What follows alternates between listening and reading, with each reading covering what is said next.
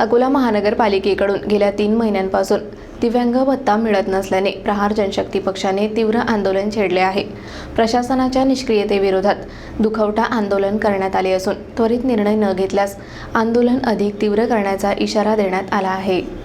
अकोला महानगरपालिकेकडून गेल्या 3 महिन्यांपासून दिव्यांगांना त्यांचा मासिक भत्ता मिळत नाही, त्यामुळे त्यांना मोठ्या आर्थिक अडचणींचा सामना करावा लागत आहे। प्रशासनाच्या या दुर्लक्षाविरोधात प्रहार जनशक्ती पक्षाने तीव्र आंदोलन छेडले आहे। या प्रश्नाबाबत राज्य सरकार, केंद्र सरकार आणि स्थानिक प्रशासनाला वारंवार निवेदने देऊनही कोणतीही ठोस कारवाई झालेली नाही। केवळ आश्वासनांची खैरात सुरू असून दिव्यांगांच्या समस्यांकडे गांभीर्याने पाहिले जात नाही, असा आरोप प्रहार जनशक्ती पक्षाने केला आहे। शेतकऱ्यांच्या आत्महत्या होत होत्या, तसेच आता दिव्यांगांनीही आत्महत्या कराव्यात का, असा संतप्त सवाल उपस्थित करत महानगरपालिका प्रशासनाला जाब विचारण्यात आला। या निषेधार्थ महानगरपालिका परिसरात दिव्यांगांचे तिरडी तयार करून दुखवटा आंदोलन करण्यात आले। या आंदोलनामुळे महानगरपालिकेची चांगलीच गोची झाली असून प्रशासनाने तातडीने दिव्यांग भत्ता जारी करण्याची मागणी केली जात आहे।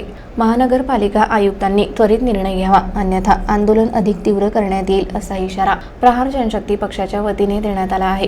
या संपूर्ण प्रकरणाकडे प्रशासन काय भूमिका घेते आणि दिव्यांगांना भत्ता कधी मिळतो हे पाहणे महत्त्वाचे ठरणार आहे। आज इथे आम्ही महानगरपालिकेत आलो दिव्यांगांच्या विविध समस्या घेऊन। वारंवार आम्ही महानगरपालिकेला निवेदन देत आलोय। मागचे 2-3 आंदोलन आम्ही केलेले आहे। प्रत्येक वेळेस महानगरपालिकेने आम्हाला फक्त आश्वासन दिलेले, पण कोणत्या प्रकारची कारवाई नाही। फक्त एक बेरोजगार भत्ता आम्हाला 1200 रुपये दिला जातोय, ते बी वेळेवर येत नाही। प्रत्येक वेळेस ऑडिटच्या नावाने त्याला थांबवलं जातोय।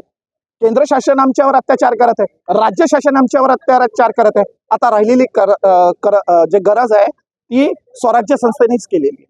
त्या महानगरपालिकेने गेल्या 2 ते 3 महिने झाले दिव्यांगांचे पैसे थांबवलेले ऑडिटच्या नावाने। का असं त्रास देत आहे? का आतापर्यंत तुम्ही शेतकऱ्यांची आत्महत्या पाहिलेले, आता काय दिव्यांगांची आत्महत्या बघायची? एवढी निकट परिस्थिती आज दिव्यांगांच्यावर आलेली आहे।